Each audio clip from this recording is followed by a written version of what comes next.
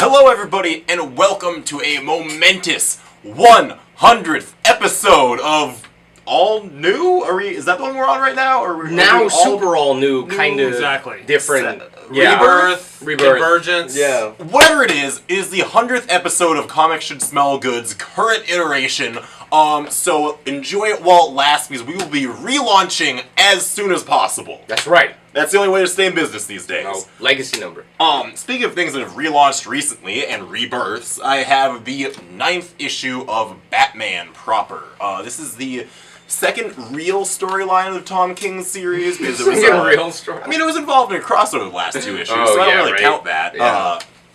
It's the first chapter of I Am Suicide, which features Batman recruiting his own Suicide Squad out of Arkham to break into Santa Prisca, Bane's prison island compound. Ooh, yeah. Cool. And I have a bit of a blast from the past for you. Of course, the Doctor Strange movie is coming very soon. Really? Really. You know, and so, you know, it's that movie with the magic dude that's not wearing the cheetah gloves for some unknown reason. I don't get it. But you know what's in this book? Cheetah gloves. That's right. Doctor Strange, Sorcerer Supreme, in his 3rd volume of the Marvel Epic Collection, sees some Steve Englehart, Roy Thomas, Barry Windsor-Smith, Gene Colan, and all sorts of greats pulling duty on the Sorcerer Supreme here. Lots of great stuff, really, if you want some good comic book Doctor Strange, not that fluffy nonsense they're going to give you in the movies, I highly suggest this. And another Marvel icon in a whole new light. This is the infamous Iron Man. But what?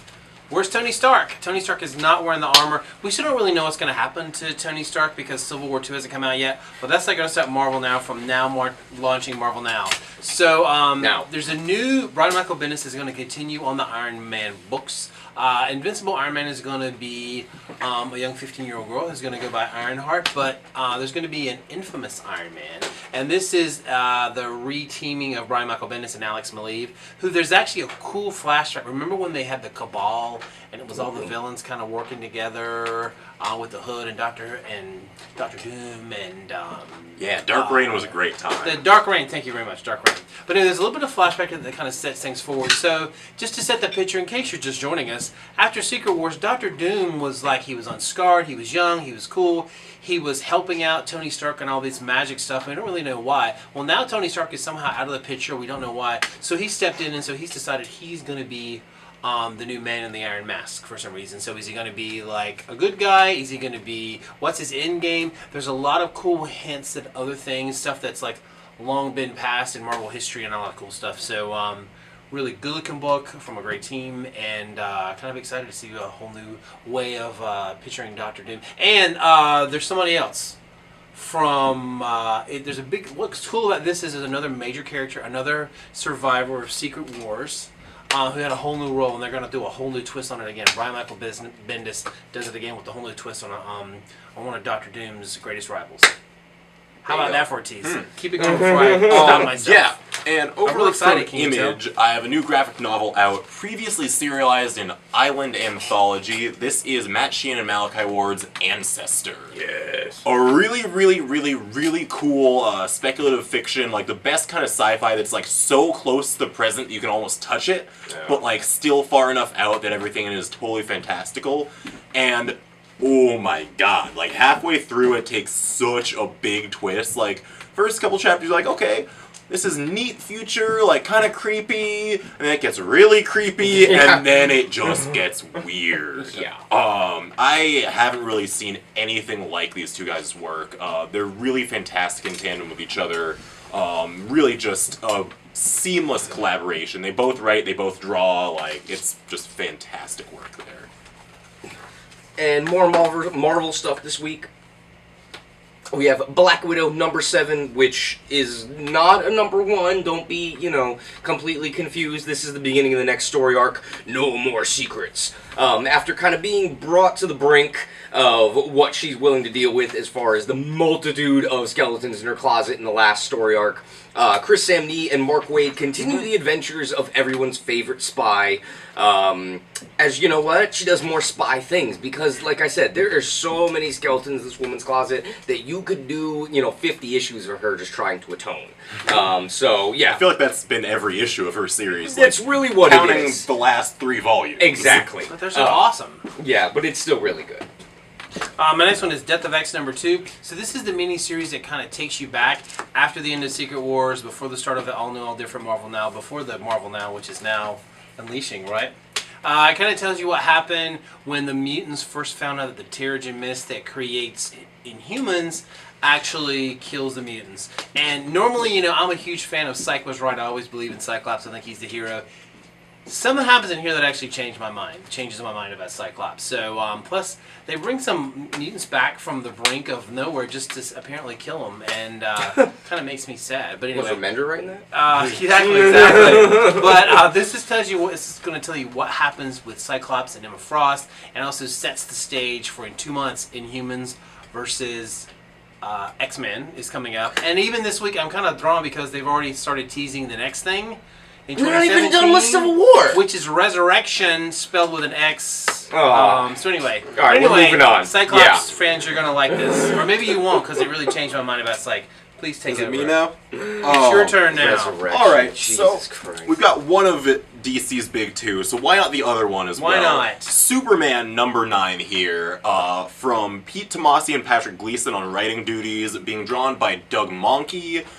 This is part 2 of apparently just the 2-part Escape from Dinosaur Island. Sort of a follow-up to Darwin Cook's New Frontier, with the losers being stranded on Dinosaur Island.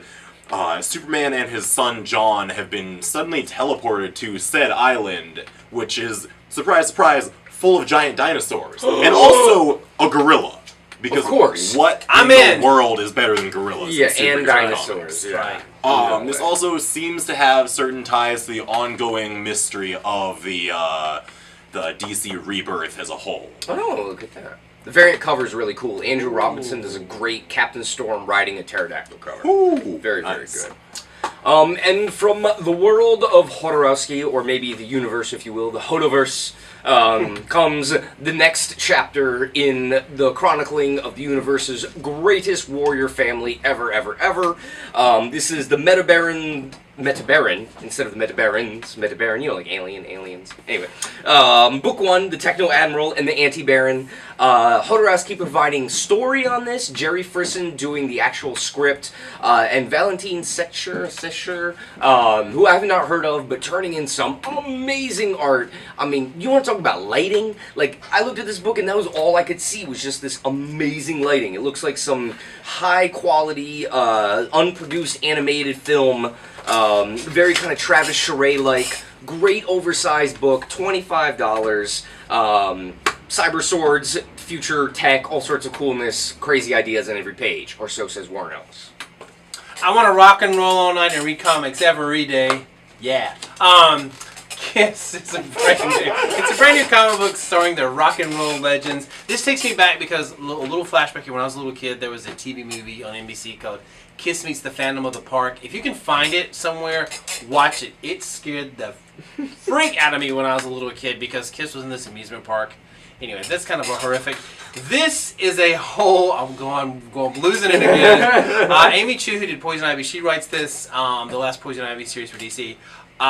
So basically, this is all their books kind of have this kind of fantasy, all their covers and all their album covers from back in the 70s. Yes, I remember some of those. Oh, yeah. Had some of those. But this takes them into this dark, crazy future world and a post-apocalyptic world. I can't even say post-apocalyptic. Wow. You know you where can I'm still saying. Anyway, and there's this underground city where humanity lives, and this big mystery, and of course, only the demon, Starchild, Catman, and Space Ace can save us all. Kiss, a brand new comic book from Dynamite. There you go. Oh, well, talking about band comics, we have a comic book based on the beloved band Love and Rockets. I mean, Wait. Sorry, no, this is the comic, not the band. Strike that reverse. Gilbert and Jaime Hernandez's amazing anthology series returns to its old school magazine format here from Fantagraphics. This picks up with the gang in present day, after all of their Volume 2 adventures, which includes the introduction of Frogmouth, who is one of my favorite latter-day supporting characters, and also shows up for all of, like, 2 pages here. So you've got a Great Locust story from Jaime, a story of Fritz's family by Gilbert, and then a weird little sci-fi thing involving a trio of demon superhero sci-fi people with lots of tentacles and some, let's just say, unsavory acts towards the end there. But it's beautiful. It's all black and white, $5, 3 stories, huge format, greatest living cartoonists. Straight up. What more do you need? Cybernetic Eyes. I could always use a cybernetic eye. Gerard Way and the DC Young Animal line continues with Cave Carson has a cybernetic eye. Taking a really obscure kind of 50s, 60s DC character who, for no reason, was drawn with a cybernetic eye in Crisis on Infinite Earths, probably because George Perez was drawing 60,000 people a month on time, and at that point he was just drawing cybernetic eyes on anybody that he felt needed it. Gerard Way has delved into that and brought about the story of just what the hell is going on with that. Michael Avon Oeming and Jonathan Rivera are joining him on this. Michael Avon Oeming doing the Powers art, which also comes out this week.